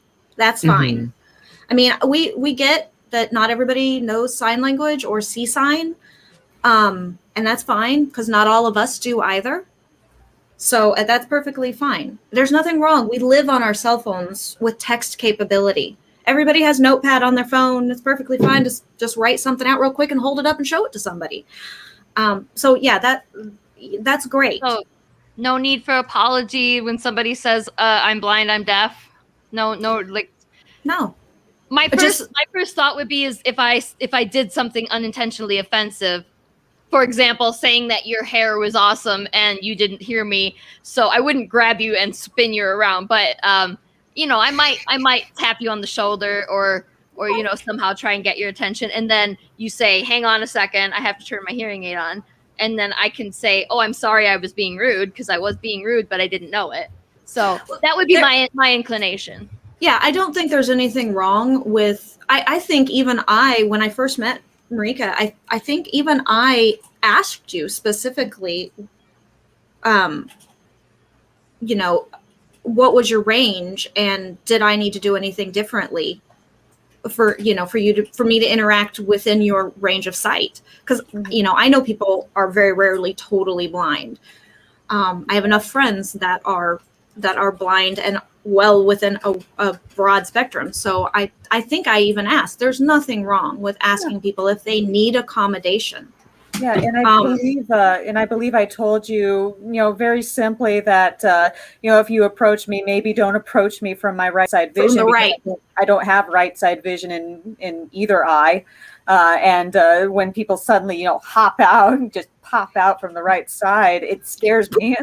Yeah, that's disconcerting a little bit. Yeah. Yeah. If you were walking behind, if I was walking behind you, knowing that you aren't going to see me if I come up on your right side and I say coming up behind you, is that being rude or is that because I do that to everybody? I like so that I don't because I hate being scared too. I hate it when people come up behind me and scare the shit out of me. So when I do that to somebody else, I'm always be like, hey, I'm coming up on your right or I'm coming up on your left. Mm-hmm. So, and I don't mind that. Okay. I mean, people do that in general. Cyclists, bicyclists do that when they're riding along and they're approaching a pedestrian, on your right on your left, I mean, that's just being courteous. One, you need somebody to move, or two, just be aware of your existence in their sphere. Then that's now kind that of you just say that, I think I learned it from horse riding. yeah, it's usually something that is, but I remember Marieke saying specifically, you know, if you're going to come in on my right, maybe say something first on your way in, or, you know, kind of like be talking or something, or have music or something going on. Just make me aware. And I think I said like the same thing of, okay, if you're going to be talking to me, please don't come at me from behind or turn away and walk away from me and talk at the same time, because I'm not going to catch most of it. Please be looking at me when you're trying to talk to me, or at least side profile. You know, I drive, so I am used to looking at people from the side and catch most of what they're saying. You know, kind of a thing. Yeah, even when I walk side by side with someone, I ask them to be on my left side because I can't see them on my right side. So I'll often accidentally bump into them because I don't know how far away they are from me. So, and I will usually have my white cane for the blind and visually impaired in my right hand. And so I do my my general sweep because my vision is right side in both eyes. So right hand, people are on the left. Yeah. And I swivel, if my ears aren't turned on, I swivel to the side, to the ear that is predominantly stronger, which has a little more hearing in it, a little more range in it. I swivel to that side. So a lot of times you'll see me cock my head when I listen because I'm using my better ear versus not. Or also just me craning and trying to get a look at somebody's face as they're talking to me. There's a lot of me chasing down people's faces in public, just to try and even get a side profile. So that's kind of funny that you mentioned that, because with my vision, I often end up looking at people kind of like this because my good vision is in the left side of both eyes. So people often wonder why I often do this. Even when I draw, like if I'm working on my Cintiq or if I'm just regular drawing, my body automatically cocks my head to my side, and it messes with my back and my neck. I was just gonna say your neck is killing you all the time then. Yeah. I've done that too. Not for, you know, like I'll shift to one side or whatever and then find that I've sat that way for 3 hours straight, and then I'm like, oh, I probably should not have done that, because now I'm gonna pay for it. Yeah, and sometimes my mom will come into the room and she'll mention that I'm doing it, and I said, "No, I'm not." as I continue. My partner catches it a lot.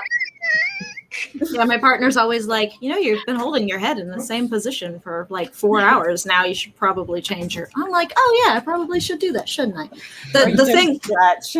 So. Yeah, or the thing with being deaf is we tend to be really animated, because so much of everything, including American Sign Language, British Sign Language, whatever sign language it is dependent on facial expression, body movement, hand movement, things like that. So yeah, those are, you know, so we tend to move around a lot. But if I'm straight up listening to a person, I will be almost the entire time. I will be making eye contact a lot, but more than likely I'm looking at your nose so I can see both your eyes and your lips going at the same time. But the nice thing is when you look at people's noses, they don't know that you're not looking at their eyes. So that was a trick that I learned young as a kid too, because I would have I was uncomfortable making eye contact with people, especially adults. So like, look at their nose, don't look at their eyes. You don't have to look at their eyes and they won't know. So yeah. So we went over by like 10 minutes here. I just saw that. So well, this is a really good conversation. So I'm okay with it. This is a fascinating conversation. And I actually think that we might need to do a part 2. So I hope you guys are down for a part 2, because I have so many more questions now. And totally. I wanted to point out back to the story about the girl that got mad at you for not acknowledging her compliment. Like, that seems like an American thing, to automatically assume that you were being a bitch just because you didn't respond. And I think that I'm guilty of it too. I know I am. I mean, like, guilty of just assuming somebody is being a dick just because they didn't respond in the way that I wanted them to. So I think that's a sort of maybe uniquely American, maybe not uniquely American. What experience do I have with other countries? But I wish that more people from other countries were able to watch our live stream, because I would love to have perspective from all over the world here. So it's yes, that it tends to be very American, because I actually have traveled globally quite a bit. It tends to be a little more American, because we are far more rude and privileged in what we expect. So our responses to things tend to be a little more rude, and our expectations tend to be a lot higher, especially when it comes to communication and things like that. Yes, a lot of entitlement in our country too, and not the entitlement that people talk about on the news. That's not the kind of entitlement I'm talking about. But that's a very important thing as well. Absolutely. But it's like different. Yeah, totally different topic. But yeah, the feelings of I'm entitled to be in your space, and I'm entitled to label you a bitch if you don't answer me immediately when I pay you a compliment. You know, that is entitlement. That is privilege, and that is bad. That is a not so great thing about America. America has a lot of great qualities, but the rudeness of our people is not one of them. And like I said, I am as guilty as anyone else. I do it too. I was going to say, I feel like as women, we get worse. We get that worse too, because Absolutely. We're expected to respond to compliments or respond to conversations, and just being like, I don't want to talk to you right now is like, that's hard to do. Like, I'm afraid to do that most of the time when a stranger approaches me. So you have like this added level of people not wanting to just approach you appropriately. Like, it's a big thing where people demand a reciprocation. Right. And from the point of being deaf, people will demand reciprocation, even to the point where you have made it clear that you don't do anything but use sign language and you can hear nothing at all, and they will still continue to try to communicate with you. And it's just like, I mean, I just close my eyes. You have I'm hearing. just like, what are you doing? Regardless of how good your hearing is, you never owe somebody else a response. It's just Right. You never owe somebody else a response just because they want one. Like, Or an explanation. Yes. That you don't even No. have to have a different ability, be differently able to not able-bodied individual. You don't owe them an explanation for why you don't want to have a conversation today. No, thank you. I'd rather not have a conversation today. Yeah, exactly. And Like, people should take your that. sight and BC your hearing. You should never have to explain that to anybody ever, unless you want to. That's the only time that you should ever feel the need to explain, is if you want to explain it to this person. Or if you need accommodation for it. Yes, Right. exactly. Like that's an entire, like, we got back into that broader conversation stuff that we need to have a full episode on that stuff, I guess. Yeah. But, I just want to say before we go, I have there's a couple more questions or Okay, one more good. question. So So I wanted to make sure I addressed it before. yes, for BC, Astian says, would you say capital D is more of a noun and the lowercase d is more of an adjective? For an understanding, yeah. It's a very good start to kind of keeping the two differentiated a little bit. But please remember that capital D can also be an adjective to describe somebody as well. I am part of the deaf community, meaning I may not be deaf or hard of hearing, but I am still within that community, so I am describing myself as a member of. So, like so a it can child still- of a deaf adult.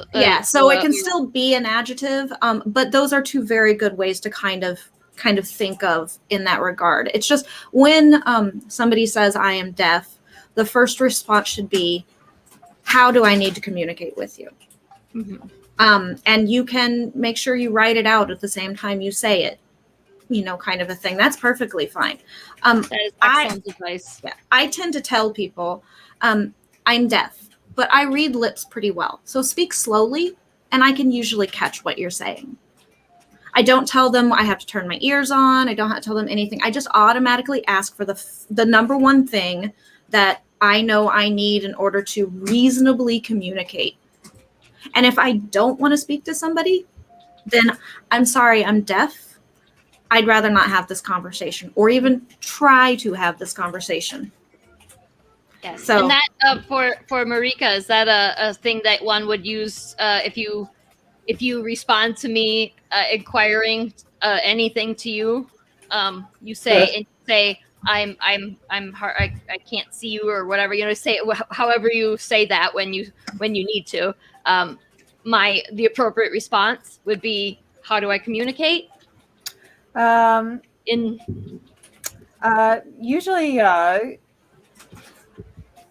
if someone wants, a lot of people, believe it or not, they when they see me, they want to help me for some reason, even though I may not need help. She's very capable. Yeah. It's sweet, but it's misplaced. Yeah, and I don't necessarily mind if people ask me if I need help. I'll usually just say, no, thanks, I'm good. But sometimes it's like, actually, I do need directions somewhere. Do you mind showing me where this is? Pointing doesn't really help me. Right. Yeah. Could you guide me to where it is? Yeah. It's what is it? So if you're familiar with Walmart, if you ask an employee where something is, they're never supposed to tell you or point. They are supposed to physically stop what they're doing and walk you to it, or get somebody who can.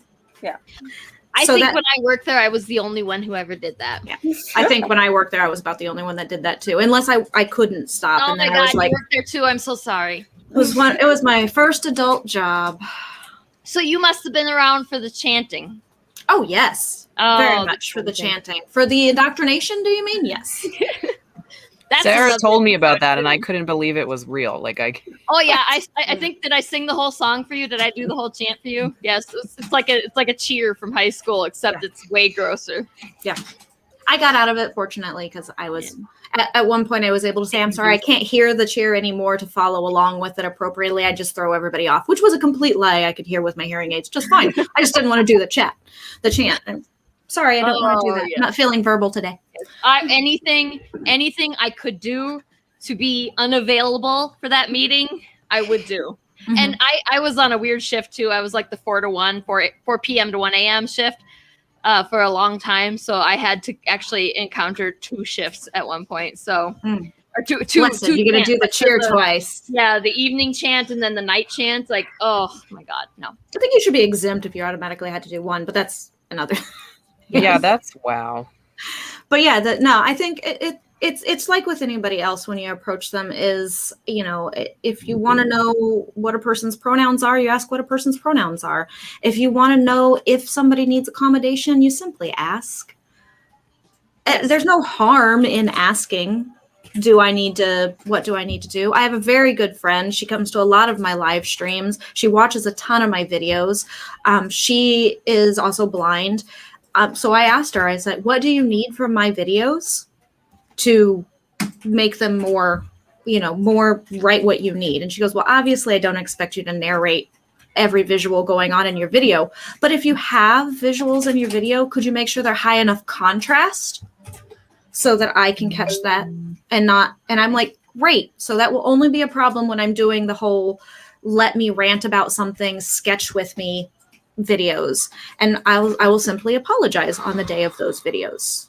And I'll make sure there's a big disclaimer at the beginning for anybody who has low vision or visual impairment that there may not be enough contrast in this video for them to see what I'm doing, but I'll be talking throughout it. So, stay if there's like that Mr. Rogers, the anecdote about the girl who wrote in and said, I can't see very well. But I know that you said you have a fish tank and I worry that you're not feeding the fish, because he would apparently feed the fish on the show, but she couldn't see him feeding the fish. So he started to, every time he would go feed the fish, he started to say, I'm going to go feed the fish now. I'm feeding the fish now. So that just reminded me of that. It has no need to be said. I just wanted to say it.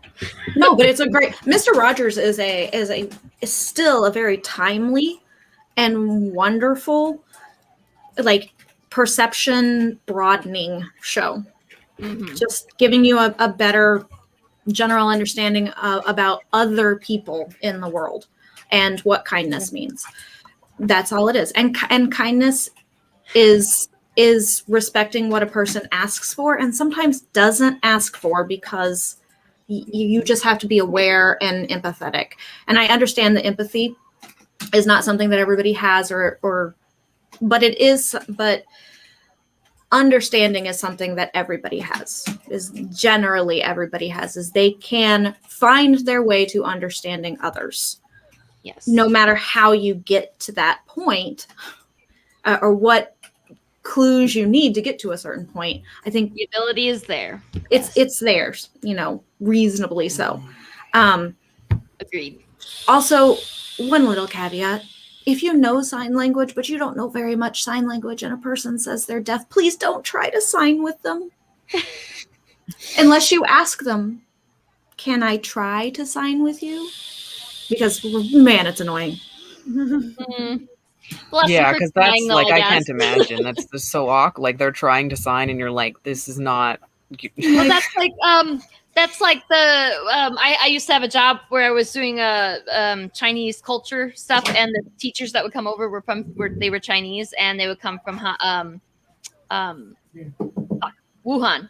They would come from Wuhan from I can't remember the name of the university anymore. Hanban is different. So anyway, don't need to know any of that information. The point is that they wouldn't. There was always one teacher who did not speak English very well, and of course, I speak almost no Mandarin. So, so that'd be like me trying to speak what I know of Mandarin, and it was definitely like how they tried to speak English. They don't speak it well, but you have to try in that situation. It's just, it's painful. It's painful for everybody involved, and there's greater misunderstanding. Just pull out your phone and start typing in what you want to. And if they indicate they don't read well, use smaller sentences. Yeah. Fair enough. I will keep that in mind, definitely. I don't know any people who are on the I don't know any hard of hearing people or any like completely deaf people. I used to, but they moved away far too long ago. Anyway, I don't know any sign language either. I used to know how to spell my name, and that was it. So I think that's the only thing that they teach you when they have that one day in grade school where you learn sign language. You're not learning anything. They're teaching you to pantomime something with your hands. So, and then you forget, because I forgot. You can't remember that stuff if you don't use it. It's muscle memory entirely. Exactly. Yeah. Same thing with any language, with learning any language. If you don't use it, you're gonna lose it. Mm-hmm. Which, what are you gonna do? So, well, we really should stop now because we are super, super over time, and I hope that everybody still watching with us was able to bear with us here. It looks like we went up a little bit in viewers since the time that we were supposed to end. So that's interesting.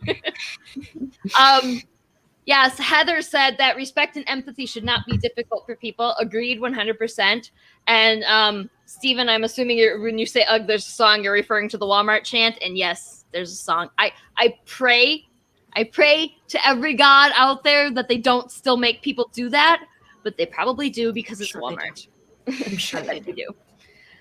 So anyway, thank you, Marieke and BC. Thank you so much for coming and bearing with me as I stumble through trying to be appropriate and not offensive. I definitely have so many more questions, and I would absolutely love to speak with you again about this stuff. So like we need to pencil you in for another episode, I think, if you are. This is great. Yes. Yeah, I would love to talk more about it. And I would love, now that I have, that was my thing, was like, I have questions, but I'm not sure what questions I have because I'm not sure about the answers and the needs and everything, I want to know more now. So I have more questions. Holy shit. Bo was here the whole time. I'm moving to Columbus. Was Bo watching the whole time? I know so much about Bo, but I've never actually spoken to him or met him. So Anyway, that was a little detour y'all had to take with me, but now that we're coming back, I thank everybody who's still watching for continuing to watch. Steven gets the best stream viewer award again, I think, because Steven watches everything even when it sucks. so yes, thank you so much. We definitely need to do this again. Let me put up here so that you guys can all see, everybody who's still watching with us can see, where the hell did my banners go? Here is where you go to see Marieke, to see more from Marieke. Go to, Marieke, do you have your social media contacts on your website? I believe so. You can find me easily on Instagram and Facebook. Not a lot of people named Marieke. Oh, and Twitter, Marieke Davis 1. When you first pronounced your name for me, I was like, that is fucking gorgeous. And why the hell aren't more people named Marieke? Because that is a gorgeous name. It's a Dutch name. It just Neil Gaiman. Neil Gaiman actually, when I told him my name, Neil Gaiman actually said, "Oh, a Dutch name," as he signed one of my books. He just knows everything, doesn't he? He's like the only person in the world who knows everything. Yeah. There's only a couple people that know everything, and he's one of them. Yeah. He's totally omnipotent. He just knows it all. I just made a. Is he God? Is Neil Gaiman God? I am suspicious now. He is a bit omnipresent as well. So, yeah. I'm sorry. I'm schwitzing like crazy in my room. I'm above the garage, so.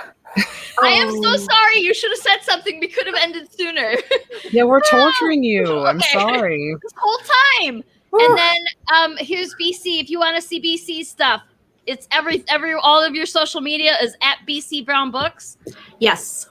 All right. So let's all go and subscribe to follow all of the Twitters and the Instagrams and the YouTubes and the Facey Spaces and all that yeah. stuff. I'm excited. We're going to chat with Marieke and BC about all the UHS books too, and hopefully get you guys consulting on that and see if we can make them more accessible because it's yes, the options are terrible for that. I mean, just for the financial aspect alone, like you were mentioning before, we should do that just, if we're just being greedy, if nothing else. But I genuinely want this. I want to be able to say, we didn't need you to ask us for this accessible version of our comic. Right. We already have one. Yeah. So and then we're not going to do the Marvel bullshit and not advertise that either. We're going to put that in the ads. It's going to be there for fuck's sake. So, and then, yes, before we go, if you have not, I'm sure everybody watching at this point is well aware of our Kickstarter happening, but go and check it out. It's uhstudios.com/Kickstarter.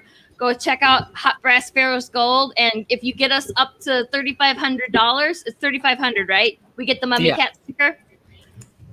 And I made it myself. And it was good. It looks nice, so I really want it to be done. An amazing sticker. Everybody get us to 3,500, or at least get us to 2,500 because that's the goal. We're only a couple $100 away, so we can do it. And we have how many more days, Lori? I forgot again. 9 days. 9 days left. We have 9 days left to get this done, so let's do it. And I thank you all for coming. I thank you all for watching.